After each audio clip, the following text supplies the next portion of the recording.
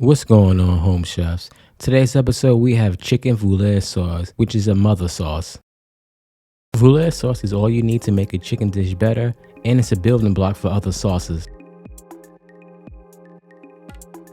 This is going to be an easy veloute sauce. No breaking down chicken bones to make the stock. We're going to use store-bought chicken stock. In a large bowl, add 1.5 cup of chicken stock. To the chicken stock, add 1.5 teaspoon of unflavored gelatin. Mix in the gelatin.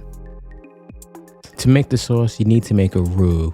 Instead of using regular unsalted butter, we're going to use clarified butter or ghee. Melt 1 tablespoon over low heat. While the butter is melting, bring the stock to a simmer to warm up. Once the butter is melted, add flour, 1 tablespoon of flour.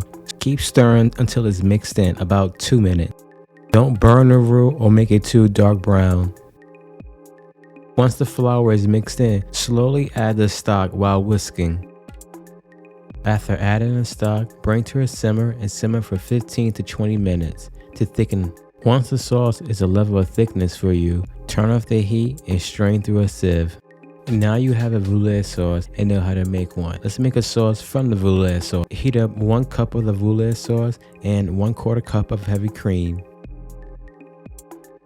After 1 minute, add the heavy cream to the veloute sauce.